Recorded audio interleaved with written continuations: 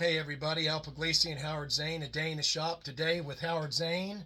I'm not going to talk about what I'm doing in the shop. I want to talk about what Howard's doing for me in the shop. He is building me a spectacular uh, engine house for my two-rail O-scale layout. So let me shut up and let me show you a few things and then we'll talk to Howard. How you doing, Howard? You keep asking that. I'm doing fine, damn it. Hey, look, we're playing with trains. We're building structures. Yes. What the hell could be better? Yes. Okay. All right, let me flip the camera around. Well, folks, on a prior episode, and you've watched Howard before, and a lot of you've written in and said, wow, let's do some more drawings. And on a prior episode, I showed you Howard did a sketch out of his imagination of an engine house because I told Howard I want a two-stall engine house. I don't have room on my O-scale layout for a roundhouse. So I wanted a backwoods style, Appalachian Gothic style type engine house, and Howard just drew up these beautiful pictures. Well, the 5-minute sketches.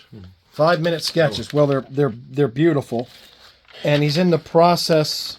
Let me just show you, folks. He's in the process of building this. Howard, this thing dwarfs you. Well, it's gonna take up a lot of space. Yes, and let me just show you, folks. We don't have. It's too big to put on a Lazy Susan, but it's a work in progress that Howard has been working on for me. Actually, Al, if you wanted this, we can't get this on a Lazy Susan. Can we? Okay. We'll hold this up together and hold for a second. Well, yeah, let me pause it and we'll put it on a Lazy Susan. Okay. Well, it's on the Lazy Susan. So, Howard, go ahead and spin it around and I'll show folks what you've done. Let me smooth it this way. All right. Got a clearance problem. Oh, that's all right. Yeah, it's so big. Oh, there goes the shed. Again, a work in progress. So it's one stall in the back, two stalls in the front, and it is going to look absolutely tremendous. There goes the shed again. Yeah, that's all right. And we're going to talk about the material for the stone, and I'll let Howard talk about how. Actually, let me get the shed in here. Alrighty, how he did the roof, how he did the windows, the curved windows, and the windows are recessed. They're going to sit inside this thing, not outside. And this is the front. Hello. And let me pause this real quick, and we'll talk about the windows. Howard, how did you tell us how you did the windows? How you're doing the recessed windows? Well, it's very simple. You just take a sample window. Let me find one here. All right. And, there's some back here. Let's show folks. Let's see. Here's a couple over here. All right. Oh, here. Let's take this here. And while you're doing that, this is it being pieced together. Well, let me get one of these things here. All right. Okay. These parts, these are Grant lines. I think Tishy has something similar. And these parts here, the round half moon is Tishy. So we attach this over here, and we build these over here. Allows it to be flush in the back. We can mount it, for rear mounting. In the rear. Yeah. And then on the curve, you put a piece of. Oh yeah. This is all aligned with a number. What's the evergreen channel number 263. Wow. So the channel sits inside there. That's correct. And the window goes behind that. And the window goes behind it. And it makes a very dramatic look. And all the windows being round gives it a... Now this over here, this is another gazinta, meaning this gazinta here. Oh, yeah. Okay. Wow. That'll fit in there. Yeah. This is the top of the skylights. And this will all fit, of course, eventually. Wow. The doors... we found these. Actually, you found these. We have a set of doors. They'll not like this here. Now we'll leave these open. Yeah, so the engines can get in there. They'll have a little closeout under here, keep the weather up, but still clear the tracks. Now let's talk about those long horizontal windows. Yeah. Well, these are the type. These are the windows for the skylight. All right. They will all fit in here. Let me come around. Let me turn this one like this here. Yeah. Ooh. This is really not rocket science. No. It'll go like that. Oh, yeah. Go right in there. That looks really beautiful. And then, Whoopsie. yeah, I'll grab that. And let me show you, folks, we make our own shingles here. we'll take, you see shingles that are in process. Basically take the strip wood there, or the strip paper, and cut the shingles. And that's just the way we do it. Now, you can buy shingles already made. It's hard to find those, actually. Grand Line used to make the paper shingles, Mm-hmm. almost identical to that, but you can't get them anymore. So we just buy our own, we make our own. Yep, and they come out looking really great.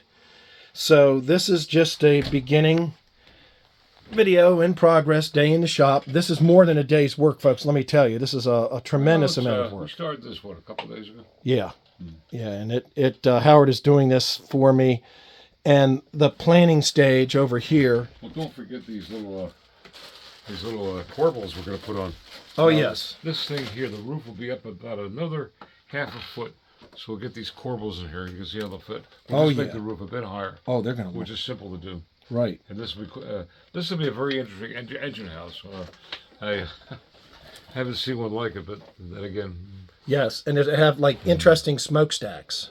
oh my God, yeah, we'll have two in the front and two in the back. Oh yeah, smokestacks make this. That's going to be an And amazing. we'll have vents and things like that. You know. Yes. And let me pause this and show folks the overlay for we were talking about on a prior episode of my sure. O scale. Okay. So, folks, we're going to make a separate episode on this as it evolves. But Howard is graciously accepted to try to design something for my upcoming 2-rail Stuck in there, okay. O scale layout. Everything's drawn to scale, 3/8 to the foot, 3/8 inches to the foot, and all these little cutouts here are the various different structures, how much room those structures take up. So, Need a bigger house, huh? and need a bigger house, yeah. But we're gonna try and see what can happen here. So stay tuned to the channel. This will be an ongoing. Well, this is how to get 20 pounds of poop in a 5-pound bag. We'll do it. We'll do miracles. Yes, and we also talked a little bit about this on a prior episode. Howard, tell us a little. This is 1958 Paragon that I picked up from actually White Rose Hobbies and Fred Eisman. Wow. And we had it repainted and modified. And Now, so this forth. is not a Broadway Limited Paragon, No, this folks. is all brass Paragon models. It's not, there's nothing to do with Broadway Right. Limited. They just used the name. Paragon built about 2 or 3 models back in 58 to 60. I forgot My what the others God. were. But this thing, if you look at it, the detail work was incredible for 1958. Now, I've seen 1955 through 1961 Tenchodos, and this thing's a lot better. Wow, yeah, it's a Plus, beautiful. it's in scale. Tenchodo stuff was beautiful, but a little overscaled, meaning too large. Wow, this is. Now, just- this was painted by Gwyn Birch down in Alabama. Are you going to weather this one or no? No, that stays on. That's going to be a conversation piece. A conversation piece. Wow. This also was very first. This is what modern roading was about when I got into the hobby. The Sierra, everybody had a Sierra. Yes. That's in 1961 also. Beautiful. So, Well, stay tuned, folks. Howard, thanks for another day in the shop. Stay tuned. well, We're there's gonna so much more, my God. It's kind of hard to do this stuff in 25 words or less, but we're trying. Yes.